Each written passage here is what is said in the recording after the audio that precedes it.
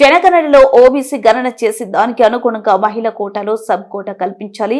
మహిళా కోటాలో OBC sub quota కోసం జాగృతి ఉద్యమిస్తుంది. మహిళా బిల్లు కోసం జాగృతి మొదలుపెట్టిన పోరాటం ద్వారా యావత్ దేశ మహిళలకు మేలు జరిగే పరిస్థితి వచ్చింది. మనం వెలిగించిన దీపం ద్వారా మహిళా బిల్లుకు ముందడుగు పడింది. ఈ బిల్లు కోసం ఢిల్లీలో నేను చేసిన దీక్షకు పెద్ద ఎత్తున జాగృతి కార్యకర్తలు తరలివచ్చారు. అదేవిధంగా 18 పార్టీలను కోఆర్డినేట్ చేసి వారు దీక్షలో పాల్గొనేలా చేశాం. పార్లమెంట్ లో ఈ అంశంపై ఆయా పార్టీల ఎంపీలు మాట్లాడే విధంగా ప్రయత్నం చేశాం. మహిళా బిల్లు కోసం జాగృతి ద్వారా కేంద్రంపై రాజకీయ ఒత్తిడి పెట్టాం. ఫలితంగా మహిళా బిల్లు వచ్చింది. ఈ బిల్లు రావడంలో జాగృతి పాత్రను మరవలేం. కానీ బిల్లుకు సంబంధించిన ప్రయోజనం మాత్రం పోస్ట్ డేటెడ్ చెక్ మాదిరిగా ఉందని ఆనాడే నేను చెప్పాను. బీసీ ఆడబిడ్డలకు కోట లేకుండానే ఈ బిల్లు పాస్ చేశారు తెలంగాణ జాగృతి అధ్యక్షురాలు కల్వకుంట్ల కవిత. పార్లమెంట్ లో మాట్లాడించి వారితోని సపరేట్ గా 0 hours లో ప్రొటెస్ట్లు చేపించి రకరకాల కార్యక్రమాలతో ఒక రాజకీయ పరమైనటువంటి ఒత్తిడిని సృష్టించి మహిళా బిల్లుని దేశంలో సాధించడంలో తెలంగాణ జాగృతి పాత్ర చరిత్ర అయినట్టు కూడా మర్చిపోలేనటువంటిది. మరి ఆనాడే చెప్పినాం, మహిళా బిల్లు పాస్ అయింది. కాకపోతే దాని లాభం ఒక పోస్ట్ డేటెడ్ చెక్ లాగా ఉంది. వెంటనే ఆ లాభం వచ్చేటట్టుగా కేంద్ర ప్రభుత్వం చర్యలు తీసుకుంటలేదని మేము ఆనాడే అభ్యంతరం చెప్పడం జరిగింది. ఒక పక్క సంబరాలు చేసుకుంటేనే ఇంకో పక్క ఇది ఇమీడియట్ గా మహిళలకు లాభం చేకూర్చడం లేదు.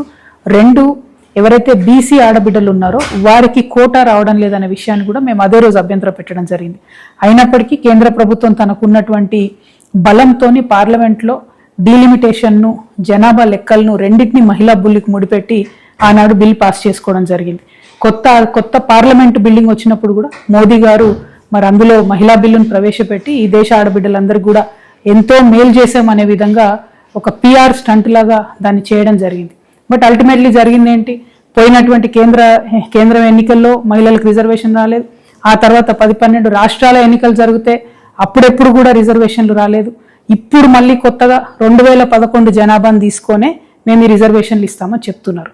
మరి దీనివల్ల మహిళలకు నష్టం జరుగుతుంది అనేటటువంటిది నేను పర్సనల్గా భావిస్తూ ఉన్నాను. 2027 జనాభా గణన జరిగేంత వరకు ఆ జనాభా గణనలో కూడా మీరేదైతే బీసీలను లెక్కిస్తామని చెప్పారో బీసీ కాలం పెట్టి లెక్క పెట్టిన తర్వాత మీరు మహిళా బిల్లుకు అప్లై చేసినట్టయితే బీసీ కోటా వస్తుంది, మహిళలకు కూడా ఎక్కువ సీట్లు వచ్చేటటువంటి అవకాశం ఉంటుంది. కాబట్టి 2027 వరకు ఆగాలని చెప్పి ఆ లాభాన్ని మహిళలకు కలిగించాలని చెప్పి నేను భారతీయ జనతా పార్టీని డిమాండ్ చేస్తూ ఉన్నాను.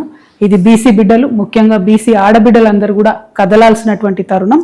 మరి వచ్చేటటువంటి ఈ బిల్లులో ఈ నెల 16, 17, 18 స్పెషల్ పార్లమెంట్ సెషన్ పెట్టి ఈ బిల్లును పాస్ చేస్తామని చెప్తా ఉన్నారు. కానీ ఇంతవరకు కూడా ఆ డ్రాఫ్ట్ బిల్లును ప్రజలకు చూపించడం లేదు. సో ఖచ్చితంగా ప్రజలకు ఆ డ్రాఫ్ట్ బిల్లు చూపించాలి.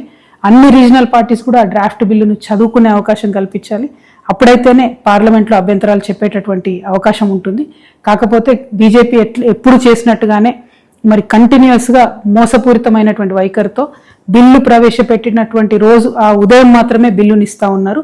దీన్ని వ్యతిరేకించాలని నేను అందరు పొలిటికల్ పార్టీస్ని కూడా రిక్వెస్ట్ చేస్తూ ఉన్నాను. ఇదివరకు మాతో కలిసి పనిచేసినటువంటి 18-19 పొలిటికల్ పార్టీస్కి కూడా నేను పర్సనల్గా మాట్లాడతాను. ఈ బిల్లును వ్యతిరేకించాల్సిందిగా కూడా వారందరినీ కోరుతాను.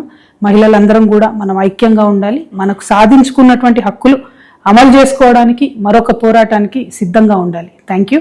జై తెలంగాణ, జై జాగృతి.